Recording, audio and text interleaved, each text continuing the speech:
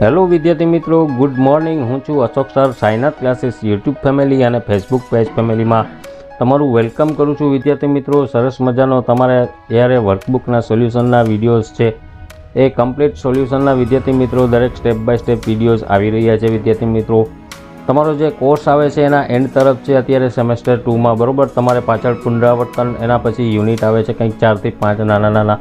એમાં આજે ત્રીજો યુનિટ છે સોમનાથ સાસણને સાવજ, બરાબર. એ વિદ્યાર્થી મિત્રો તમારે વર્કબુક આવે છે. વર્કબુકમાં જે કોઈ પણ પ્રશ્ન જવાબ કે આવતા હોય છે એનું સોલ્યુશન છે એ કમ્પ્લીટ આ વિડીયોમાં કવર કરશું વિદ્યાર્થી મિત્રો, બરાબર. તો માય ડિયર સ્ટુડન્ટ્સ, આશા રાખું છું કે જો વિદ્યાર્થી મિત્રો તમે નવા જોડાણા હોય, પહેલી જ વખત આ વિડીયોઝ ઉપર આવ્યા હોય વિદ્યાર્થી મિત્રો, તો યુટ્યુબમાં તમે આ વિડીયો જોતા હોય તો પ્લીઝ ચેનલને સબસ્ક્રાઈબ કરી અને બેલ આઇકોનને ઓલ ઉપર જરૂરથી સેટ કરી દેજો. સાથે સાથે વિડીયોઝને લાઇક કરી દેજો, હાઈપ આપતા જજો, જેથી કરીને વિદ્યાર્થી મિત્રો તમને સૌથી પહેલાં જ આ વિડીયોઝ જોવા મળી શકે. અને જો વિદ્યાર્થી મિત્રો તમે ફેસબુક ઉપર જોતા હોય વિદ્યાર્થી મિત્રો, તો પેજને ફોલો જરૂરથી કરી લેજો વિદ્યાર્થી મિત્રો. સાથે સાથે તમે સ્ટાર આપી શકો તો વિદ્યાર્થી મિત્રો પેજ ઉપર સ્ટાર પણ તમે આપી શકો વિદ્યાર્થી, લાઇક પણ કરી શકો વિદ્યાર્થી મિત્રો ફેસબુક ઉપર. અને વિદ્યાર્થી મિત્રો મેક્સિમમ તમે આ વિડીયોઝને બીજા ગ્રુપમાં પણ શેર કરજો એવી આશા રાખું છું વિદ્યાર્થી મિત્રો. તો માય ડિયર સ્ટુડન્ટ્સ, જો તમારે કમ્પ્લીટ સેમેસ્ટર 2નો બધો જ કોર્સ એકી સાથે તમારે PDF ફાઇલ ફોર્મેટમાં જોતો હોય વિદ્યાર્થી મિત્રો, તમારા મોબાઈલમાં કમ્પ્લીટ સોલ્યુશન PDF, બરાબર. તો એના માટે વિદ્યાર્થી મિત્રો નીચે એક નંબર સ્ક્રોલ થઈ રહ્યા છે 9909460759. એ નંબર ઉપર તમારે વિદ્યાર્થી મિત્રો ઓનલી 95 રૂપીસનું પેમેન્ટ કરવાનું રહેશે. પેમેન્ટ કરી અને એ સક્સેસફુલ પેમેન્ટનો તમે સ્ક્રીનશોટ શેર કરશો એટલે વિદ્યાર્થી મિત્રો અમારી ટીમ દ્વારા તમને તરત જ PDF ફાઇલ તમારા મોબાઈલમાં મોકલી આપવામાં આવશે. અને વિદ્યાર્થી મિત્રો એ PDF ફાઇલમાં કમ્પ્લીટ કોર્સ તમારે સેમેસ્ટર 2નો કમ્પ્લીટ PDF બધા ચેપ્ટર્સના સોલ્યુશન એમાં વર્કબુકના મળી રહેશે. તો આ રીતે વિદ્યાર્થી મિત્રો તમે PDF ફાઇલ મેળવી શકો. તો માય ડિયર સ્ટુડન્ટ્સ, વધારે સમય ન લેતા આપણે વિડીયોને સ્ટાર્ટ કરશું. Late start the topic without wasting time. તો માય ડિયર સ્ટુડન્ટ, જોઈ શકો છો બીજું ચેપ્ટર સોમનાથ સાસણને સાવજ, બરાબર. શું કહે છે?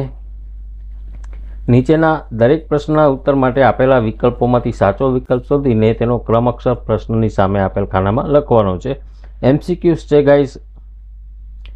પહેલો જ જોઈએ તો કેમ આજે અનેરી અને આરવના આનંદનો પાર ન હતો? તો એમાં ઓપ્શન એ, તેઓને ગીરના પ્રવાસે જવાનું હતું તેથી જ તેઓ મોજમાં હતા ગાઈઝ, બરાબર. આ જવાબ બનશે. શ્રી કૃષ્ણ ભગવાને કયા સ્થળે પોતાનો દેહ ત્યાગ કર્યો હતો? તો એ જવાબ ઓપ્શન સી ભાલકા તીર્થ આવશે વિદ્યાર્થી મિત્રો, જે ગીર સોમનાથ જિલ્લામાં આવેલું છે ગાઈઝ. તમે ક્યારેય ના ગયા હોય તો જે સોમનાથ દાદાનું મંદિર છે વિદ્યાર્થી મિત્રો ત્યાં જ, બરાબર, ભાલકા તીર્થ. ત્રીજો MCQs જોઈએ તો નીચેનામાંથી કઈ નદીનું સંગમ ભાલકા તીર્થમાં થતું નથી? તો એમાં ઓપ્શન બી નર્મદા આવશે વિદ્યાર્થી મિત્રો, કારણ કે આ બધી નદીઓ તો ત્યાંથી પસાર થાય છે. ચોથું જોઈએ તો અનેરી આરવના પરિવારને ગીર દર્શન, સિંહ દર્શન કોણ કરાવવાનું હતું? તો ઓપ્શન ડી આવશે શંકરદાનભાઈ. પાંચમું જોઈએ તો ગીરના જંગલમાં રહેતા લોકોના વાડામાં રહેલી ગાયો વાછરડાને રાત્રે સિંહથી કોણ બચાવે? તો ઓપ્શન એ તેમની ભેંસો. વિદ્યાર્થી મિત્રો તમારી જાણ ખાतिर કહું છું કે જે ગીરના જંગલમાં નેહડામાં જે લોકો રહેતા હોય છે તેનું આજીવિકા છે એ ગાયો અને ભેંસો ચરાવીને તેના દૂધની જે કંઈ પણ ઇન્કમ થાય છે તેના દ્વારા જેની આજીવિકા ચાલતી હોય છે. તો ગીરના જંગલમાં વિદ્યાર્થી મિત્રો મોટે ભાગે જે હિંસક પશુઓ હોય છે એનો ત્રાસ હોય છે. તો એના વાછરડાને ટૂંકમાં આ સિંહ ગમે ત્યારે આવી અને એનું પોષણ માટે વિદ્યાર્થી મિત્રો શિકાર કરી શકે છે. તો તેમની જે ભેંસો છે એ વિદ્યાર્થી મિત્રો એની રક્ષા કરવા માટે વિદ્યાર્થી મિત્રો એ ચોકનની રહેતી હોય છે, કારણ કે એના જે પાલતુ પશુ પણ બહુ સમજદાર હોય છે વિદ્યાર્થી મિત્રો. આગળ જોઈએ છઠ્ઠો MCQs. ગીર જંગલ સફારીના પ્રવાસીઓ કયો ભયંકર અવાજ થતાં ડરી ગયા? તો ઓપ્શન ડી આવે છે સિંહની ત્રાળનો, બરાબર. આગળ બ્લેન્ક્સ ખાલી જગ્યાઓ છે ગાઈઝ. કૌંસમાં આપેલા શબ્દોમાંથી યોગ્ય શબ્દ પસંદ કરીને ખાલી જગ્યા પૂરવાની છે, બરાબર. આ બધા શબ્દો છે ઇન્ટરવ્યૂ, અંતરિયાળ, સાગર દર્શન, કમલેશ્વર, દુહાનછંદ ને ઢોલિયો, મતલબ ઢોલિયે, બરાબર. તો પેલી ખાલી જગ્યામાં સાગર દર્શન અતિથિ ગૃહની ગેલેરીમાંથી જ ઘૂંઘવતો દરિયો દેખાતો હતો. એ મેં આનો આઈ ઢોલિયો આવી જાઓ. ત્રીજું જોઈએ તો શંકરદાન અને વિક્રમભાઈએ સામસામે દુહાછંદની રમઝટ બોલાવી. આરવે તો શંકરદાનનો ઇન્ટરવ્યૂ લેતો હોય એમ ગીર વિશે નાની નાની વાતો પૂછી લીધી. જંગલ સફારીમાં બધા કમલેશ્વર ડેમ આગળ થોડીવાર રોકાયા. ફોરેસ્ટ વિભાગના લોકો જંગલના અંતરિયાળ વિસ્તારમાંથી ટેન્કરથી પાણી પહોંચાડે. બરાબર. નીચેના વિધાનો ખરા છે કે ખોટા?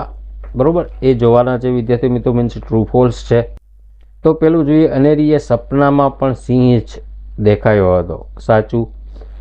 જરા નામનો શિકારી શ્રી કૃષ્ણને પગમાં બાણ મારીને ખૂબ ખુશ થયો હતો. ખોટું. શંકરદાનભાઈના ઘરે મહેમાનોએ તાંસણામાં ચા આપવામાં આવી. ફોલ્સ. ખોટું વિદ્યાર્થી મિત્રો. ચોથું જોઈએ તો સિંહ પરિવારને જોઈને વાંદરા કૂદાકૂદ કરવા લાગ્યા અને ગાયો ભેંસો ભાંભરવા લાગી. ટ્રુ. સાચું.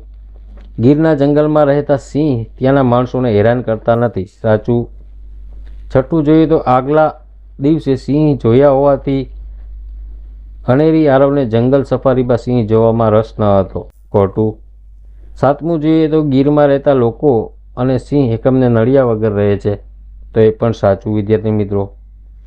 પ્રશ્નો જોઈએ છે તો ચોથો પ્રશ્ન, નીચેના પ્રશ્નનો ઉત્તર 1-2 વાક્યમાં લખવાના છે ગાઈસ. પહેલો છે, આરવને તેના ફ્રેન્ડ્સ શું પૂછતા હોય છે? તો આરવને તેના ફ્રેન્ડ્સ પૂછે છે કે ગુજરાતમાં રહે છે તો તે સિંહ જોયું છે કે નહીં, આવું પૂછે છે ગાઈસ. બરાબર. બીજો પ્રશ્ન જોઈએ તો અનેરી આરવનો પરિવાર સાસણ નજીક જે રિસોર્ટમાં રોકાયો હતો તે કેવો હતો? તો કે અનેરી આરવનો પરિવાર સાસણ નજીક જે રિસોર્ટમાં રોકાયો તે એક આંબાવાળિયું હતું. ત્યાં નાના નાના તંબુમાં રહેવાનું હતું. રિસોર્ટની પાસેથી એક ઝરણું કલકલ નાદે વહેતું હતું. બરાબર.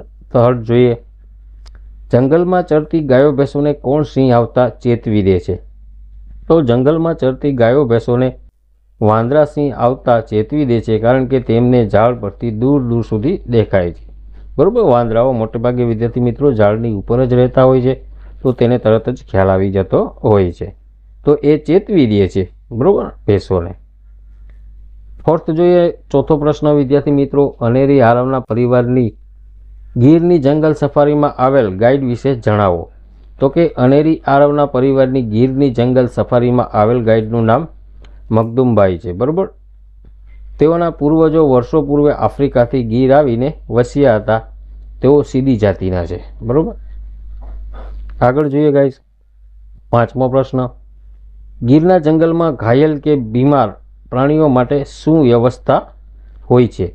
તો ગીરના જંગલમાં ઘાયલ કે બીમાર પ્રાણીઓ માટે અદ્યતન સુવિધાવાળા રિહેબિલિટેશન સેન્ટર પણ હોય છે ગાઈસ. બરાબર. આગળ જોઈએ તો નીચેના રૂઢિપ્રયોગનો અર્થ આપી વાક્યોમાં પ્રયોગ કરવાનો છે વિદ્યાર્થી મિત્રો. લીન થઈ જવું એટલે કોઈ પણ કામમાં એકાગ્ર થઈ જવું. વાક્ય કઈ રીતે બનશે?